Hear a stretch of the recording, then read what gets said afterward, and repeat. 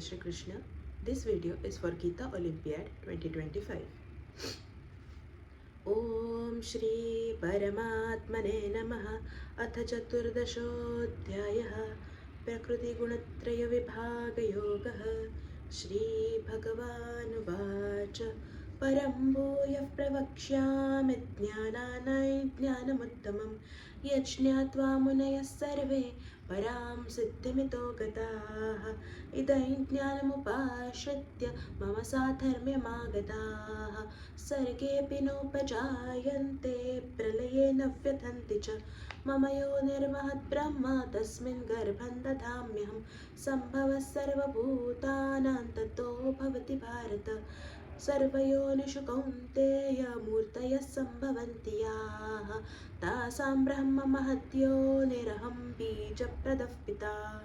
सत्त्वं रजस्तम इति गुणाः प्रकृतिसम्भवाः निबध्नन्ति महाबाहो देहे देहिनमव्ययं तत्र सत्त्वं निर्मलत्वात् प्रकाशकमनामयं सुखसङ्गेन बध्नाति ज्ञानसङ्गेन चानघ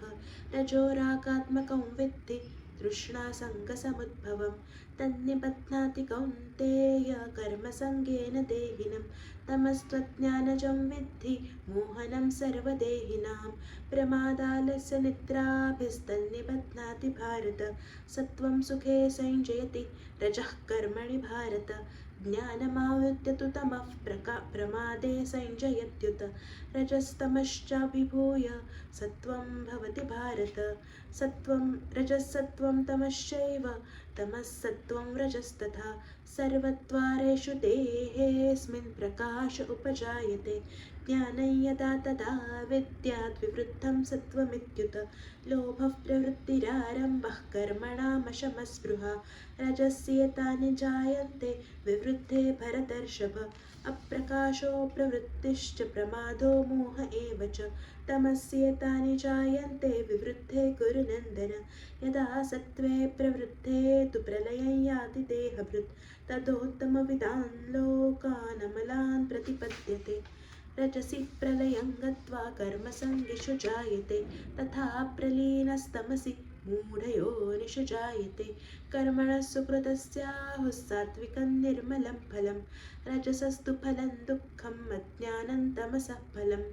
सत्त्वात् संजायते ज्ञानं रजसो लोभ एव च प्रमादमोहौ तमसो भवतो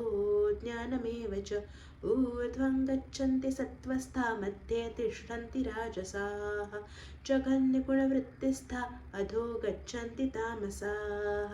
नान्यं गुणेभ्यः कर्तारं यदा दृष्टानुपश्यति गुणेभ्यश्च परं वेत्ति मद्भावं सोऽधिगच्छति गुणानेतानतीत्यत्रीन् देही देहसमुद्भवान् जन्ममृत्युजरा दुःखैर्विमुक्तो मृतमश्नुते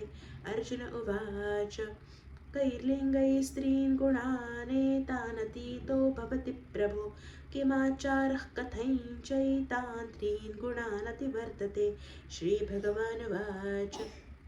प्रकाशं च प्रवृत्तिं च मोहमेव च पाण्डव न त्वेष्टि सम्प्रवृत्तानि न निवृत्तानि काङ्क्षति उदासीनवदासीनो गुणैर्यो न विचाल्यते गुणा वर्तन्त इत्येव योऽवतिष्ठति नेङ्गते समदुःखसुखस्वस्थः समलोष्टाश्मकाञ्चनः तुल्यप्रिया प्रियो धीरस्तुल्यो तुल्यनिन्दात्मकः संस्तुतिः मानापमानयोस्तुल्यो तुल्यो मित्रारिपक्षयोः सर्वारम्भपरित्यागी गुणातीतः स उच्यते माञ्चयो व्यभिचारेण भक्तियोगेन सेवते सगुणान् समतीत्यैतान् ब्रह्मभूयाय कल्पते ब्रह्मणो हि प्रतिष्ठाहममृतस्याव्ययस्य च